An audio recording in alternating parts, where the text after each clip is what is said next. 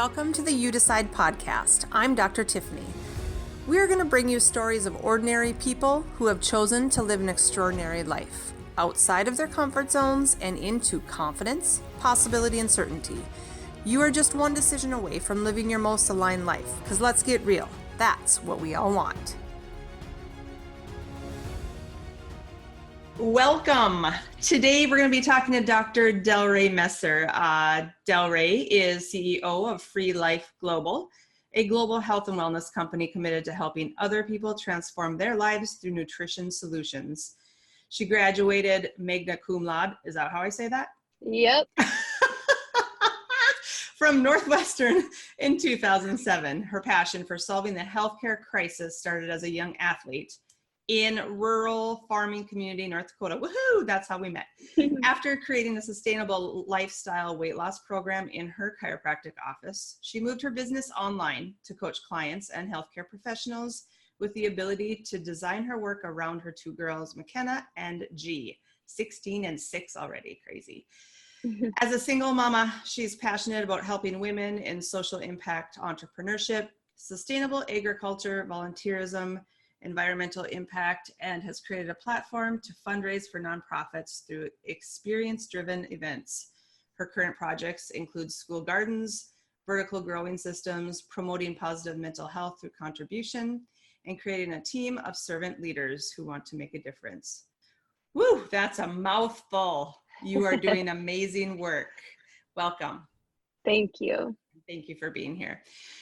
So we met in, was it 2009, 2010-ish, right? Yes. Yes. So I initially met Delrae. She came into my office to do nutrition and detox work.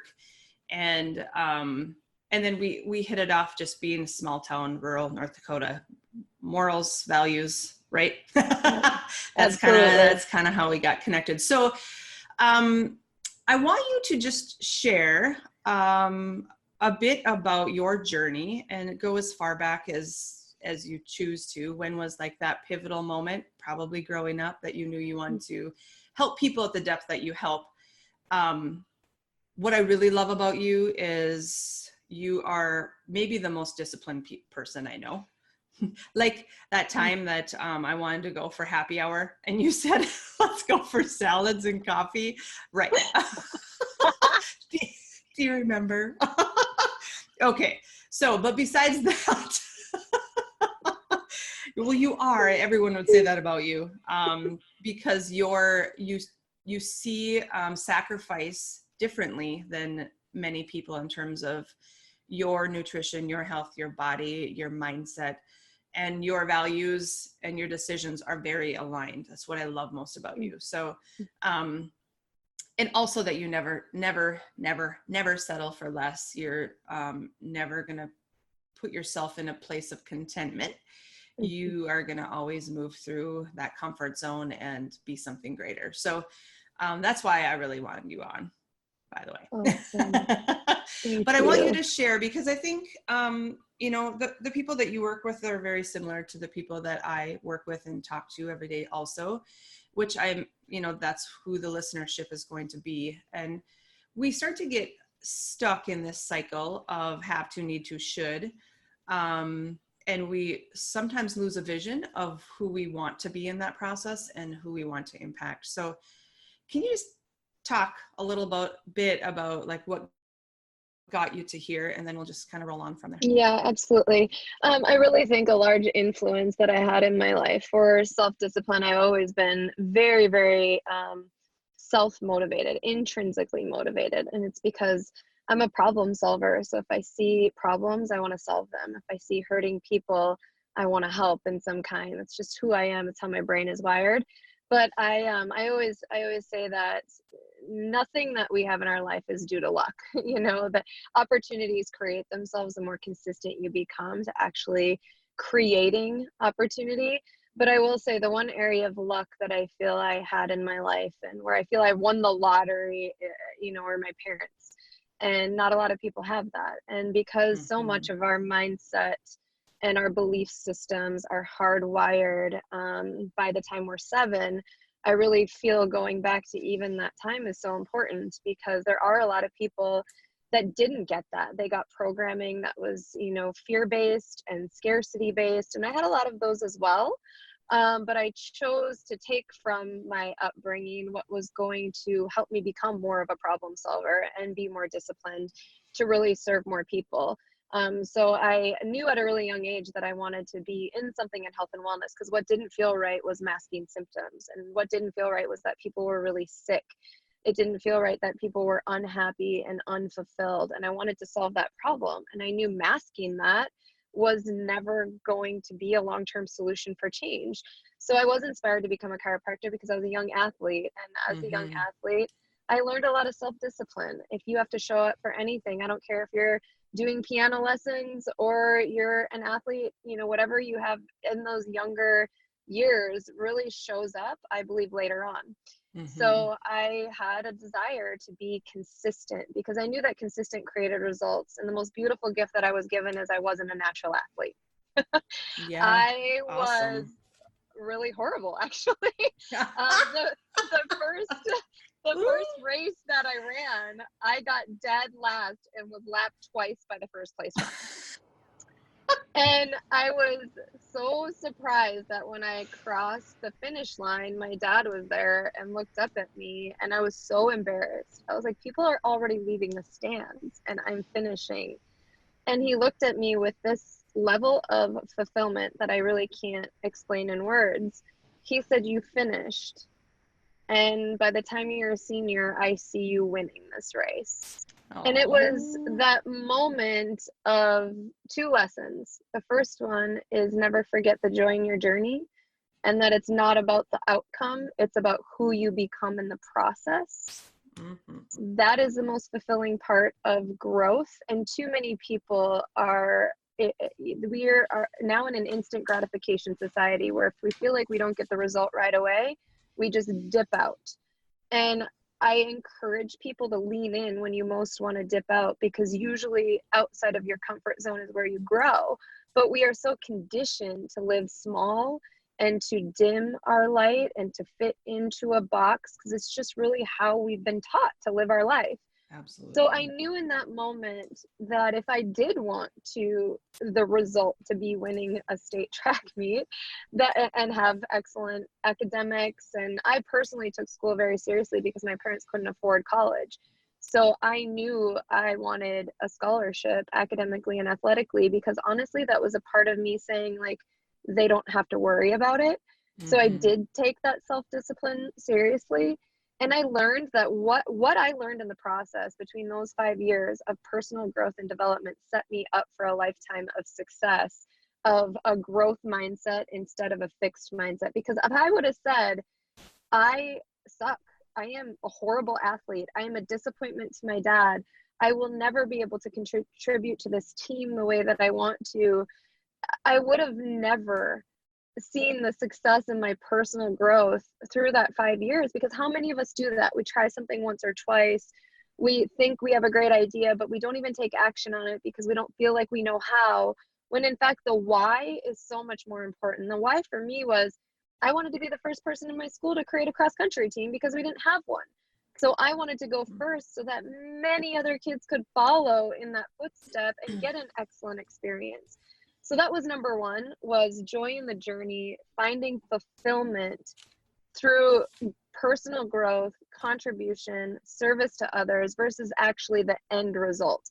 And so many people that are achievement driven, or when we live in the society of accolades and awards and thinking that the only way we make a difference is by doing something so big, we've lost our way, because it's the day-to-day of looking up and smiling at someone, opening the door, volunteering, giving back, being involved in your community, the simple things that we think, don't mean anything or what mean the most right now. And that's just simply finding joy in your day.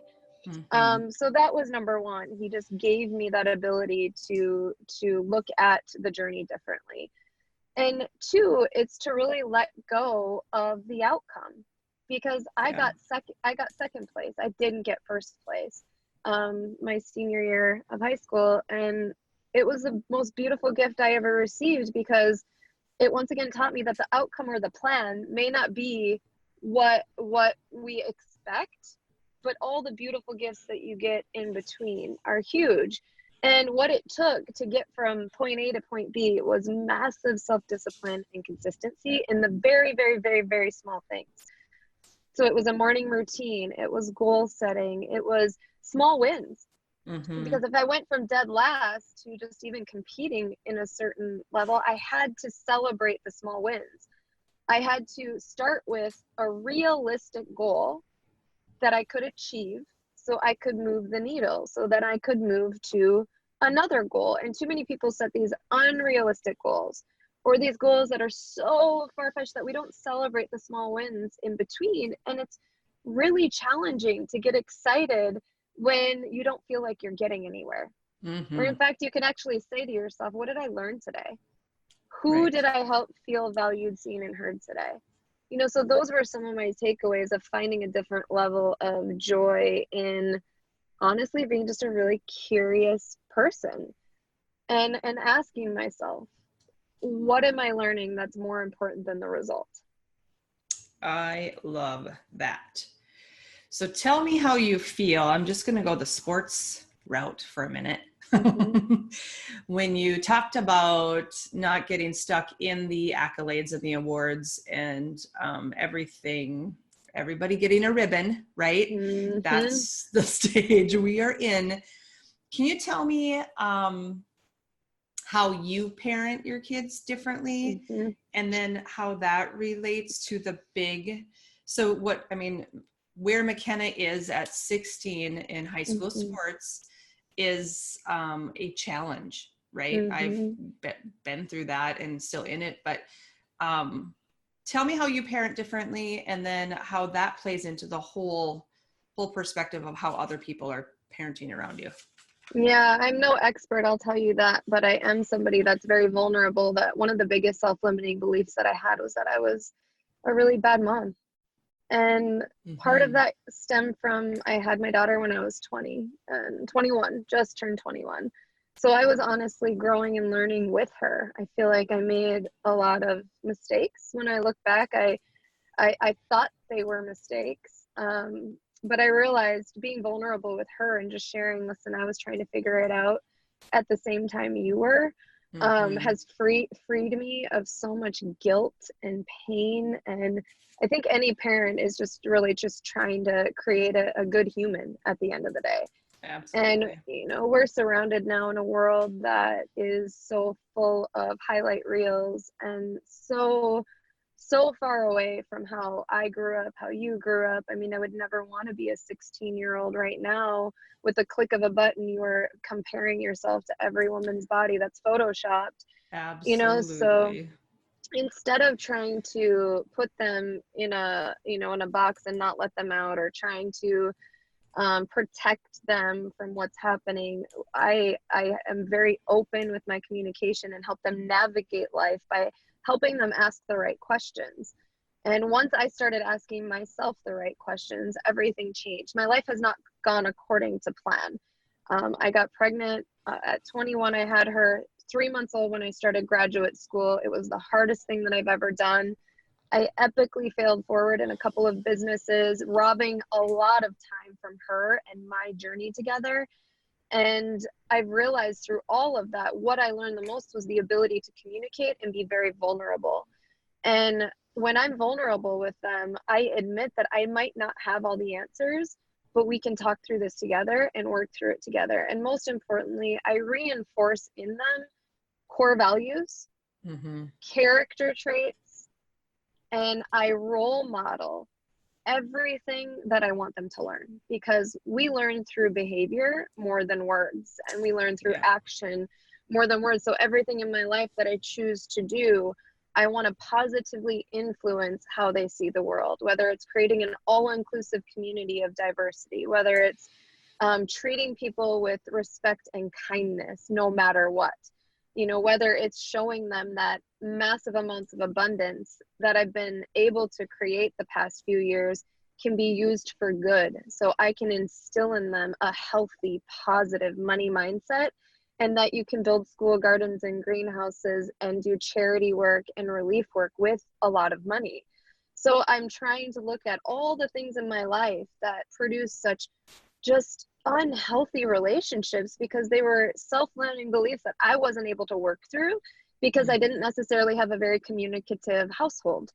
A lot of praise, and I'm a words of affirmation love language.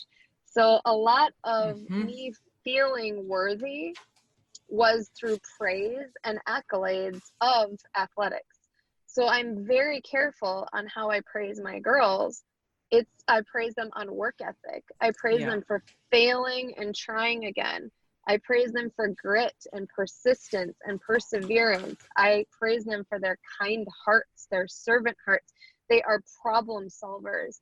They see somebody hurting or a problem in our world and they want to create a solution for it. And, you know, if we instill those kind of core values of empathy for people and problem solving skills, then you'll have a human that can create an exceptional impact on our planet, but also always keep in mind what's important. And so that's how I role model parenting.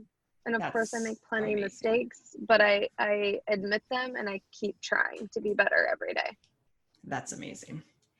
So what would be, what are some tools that you use, that you live by, that when you come up against a barrier that you perceive as unfathomable, right? Because that's just fear speaking.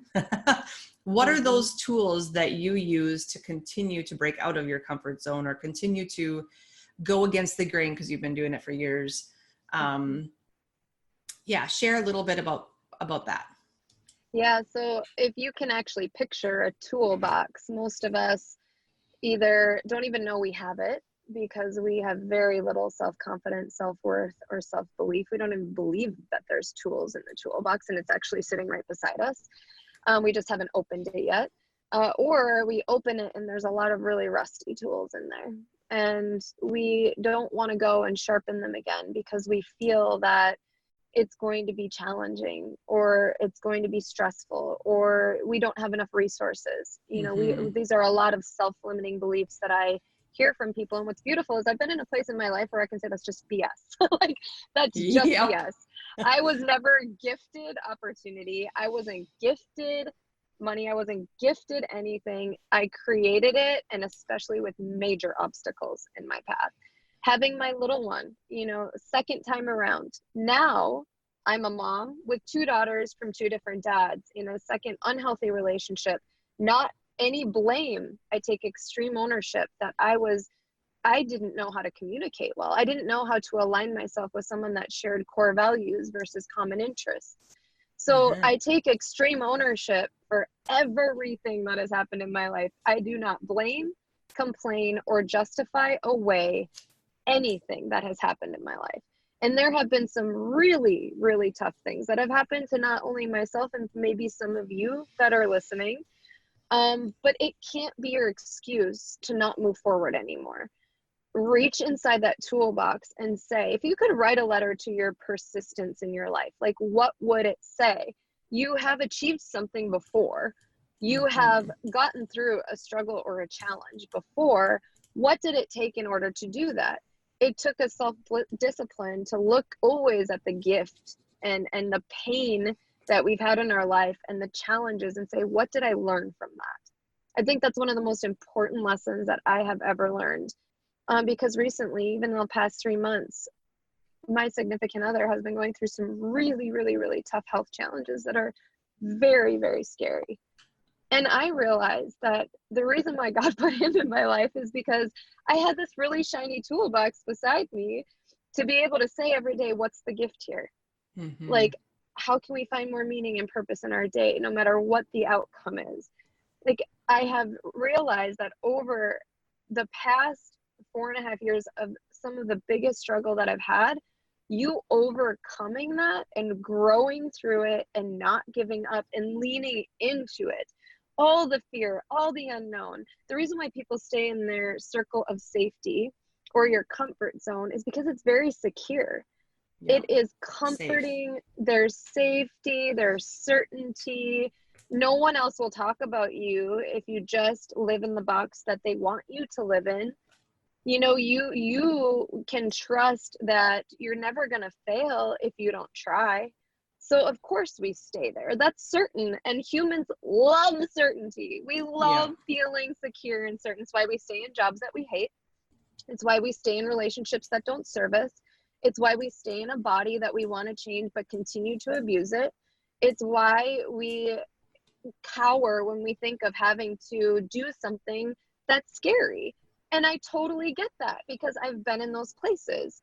But the question that I ask myself, or the questions I ask myself when I wake up in the morning and when I go to bed at night, those questions don't align with staying inside my comfort zone. Awesome. Those questions that I ask myself require me to go outside my comfort zone because somebody needs me on my A game today. Somebody needs me to solve the healthcare crisis and figure out how we can make people more in tune to the fact that what if you looked at your body as a way to serve more people? When I go and do relief work, I call it fit to serve. I don't care if I have six-pack abs when I'm cleaning mold out of a house for another human. There's a different, if you ask yourself a different question, you may actually find the answer faster than you ever thought possible. Not why do I need to, fit into a swimsuit for a vacation, but why must I change so I can actually become the parent that I want to be? Why must I change so I can actually serve my community with energy and positivity? Those are the questions that I asked myself. Why must I be better in order to make an impact? There were a lot of things that I had to change. My time management, I had to change my money mindset. I had to change the relationships that I was in because you cannot serve the world if you're in unhealthy relationships. Mm-hmm. So instead of saying I should, I made it a must. And if you make it a must, you're probably going to feel uncertain for a while. You're probably going to feel insecure. You're probably going to hear an opinion or two, but your why for why you're doing it is so anchored that no matter what is going on in your external environment, your internal environment is so in tune to your purpose and why you're on this planet. And giving that meaning every day, I believe, is the key to happiness. Oh, you are amazing. Okay, so for the people that are stuck in sympathetic system, fight or flight, thinking brain, can't rest, can't calm, stuck in the how do I do this? What is your advice in focusing on your why instead of the how? Yeah, we have to have an emotional anchor because our belief systems are formed by the time we're 7. That's our subconscious, and our subconscious runs the majority of our day, like 90 to 95% of our day. So you can actually think you're in control and feel super certain, but I tell people just embrace the fact that you can feel super certain that you're being run by programming that has been there. And this is neuroscience. This is not like my research. Like nope. Our brains are hardwired. I want you to close your eyes and picture a snow hill. And if you go down in your sled, down the hill, over and over and over and over again, what do you start to see? One rut in the whole hill, right, of snow. And that's what our brain is hardwired to do. We see a challenge, we see a struggle, and we're hardwired to believe that we have no control over it. When in fact, we can go the opposite direction, take another path, and say, what can I learn from this? I can hardwire a new feeling every time I feel fearful. So we have the ability to change our neuroscience. It just takes a lot of repetition. It takes a lot of self-discipline. And the key to it is it requires an emotional anchor. Mm-hmm. And most people miss that. Most people think, if I say a bunch of affirmations, I'm going to change my life. Nope. No, that will not. Not if you feel like you're going to barf every time you log into your bank account like I did. Not if you feel the guilt for having a daughter at 21. Not if you don't feel sexy in a relationship or that you have something to offer. Like those are the things that are hardwired that we need to change. So I encourage people to work on your personal growth more than anything. So what area do you need to work on most? Is it confidence? Is it self-belief? Is it you actually need to believe yourself and be consistent for at least 7 days? Then do that. Commit to a morning routine and celebrate that small win after 7 days. It may seem super simple. I had a gal that I helped. She wanted to start walking every day. And I said, I want you to walk a mile every day. And day 7, I want you to text me how happy you are that you did that. She's like, but that seems so simple. It's so ridiculous. And I said, what's ridiculous is you're probably not going to do it because it seems so ridiculously simple. So the things that I teach people are so simple. It's getting back to celebrating the very thing that is going to move you closer to a transformation, not tomorrow, not a week from now. It's going to be years of developing habits, and those habits have to come from a mindset shift, and it has to be emotional. It has to be emotional. Yep. Mm-hmm. And most of us judge our emotions after they're coming in, right? So we will, yep. Just like you said, that gal said, well, that seems super ridiculous. No, we don't need to judge what we're feeling right now, right? Yeah. So like, how do we get past that judgment of self, which is worthiness, confidence, all the stuff that you just said. Yeah. Okay, so what's next for you? Like, where are you going? Where are you going next? So it's so interesting because I've studied like basic human needs, and I'm obsessed with psychology because I want to know why people do what they do. It makes no sense to me that like we're super unhappy, you know, being overweight, but we continue to do the very thing that makes us unhappy, or we are unhappy feeling, you know, unfulfilled and unhappy in a job, but we stay there. You know, I want to know what makes us create transformation and change, go from survival mode into a transformative state to be a servant-oriented leader. And I've realized I've done that in my life. I've gone from survival mode. I was at rock bottom emotionally, physically, and financially just 4.5 years ago.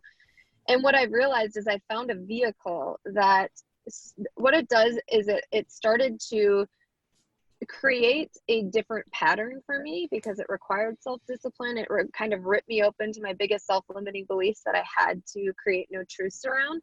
But more importantly, it stacked the need for growth and contribution over certainty and significance. So I used to feel fulfilled when I was achieving something, when I did something. Praise me for winning, for having an accolade of some kind, because it meant that I was doing something, and that's how I felt significant. Now I have switched the level of, because you would probably agree with me that there's no amount of success that you can achieve that will also make you fulfilled and happy, because that is so personal in the journey. And you think of somebody like Kate Spade, Anthony Bourdain, some of these people that took their own lives having everything that they could possibly have. You probably ask yourself, Robin Williams, right? Like, why does that happen? And it's because the hierarchy of needs is reversed. And if you can start putting contribution and service to others first, I promise you the level of fulfillment that you will have in your life is going to far outweigh your need for significance. That's why I encourage in my challenges random acts of kindness, radical forgiveness. We state intentions and whys. We don't say, what weight do you want to be? Like, who cares? Who cares? Absolutely. That's not how we're going to solve the healthcare crisis. We have had enough diet plans fail us, exercise programs fail us, but what will never fail us is how we view the world and the questions we ask ourselves. And when you can start contributing to your own life and to others in a way that's moving the needle into a more positive impact, and there's going to be struggles and challenges. Like I said, I'm going through them right now, but I choose to look at it as a gift. And what am I learning? I'm learning that we are closer now than we've ever been, our level of trust. I learned that because of my business model and having residual passive income every week, I would have probably been fired from another job. You know, if I would have had a job, because of the amount of time it's taken for treatments and other things, you know, that we've had to do together. So once again, I just asked myself a different question. I looked for the gratitude, and I found purpose in my pain. And we can all choose to do that, or we can choose to Mm-hmm. say what happened to me is defining me. Mm-hmm. This is why you're on big stages.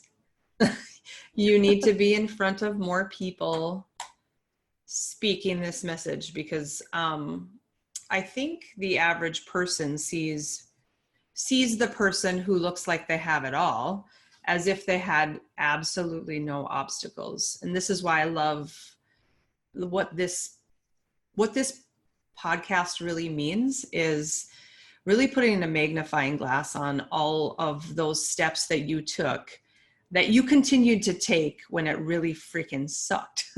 And when you were getting pushed down the stairs, and you continued to say, this is my path, this is what I'm going to do, and to continue to move our feet forward. Sometimes it's just that easy, right?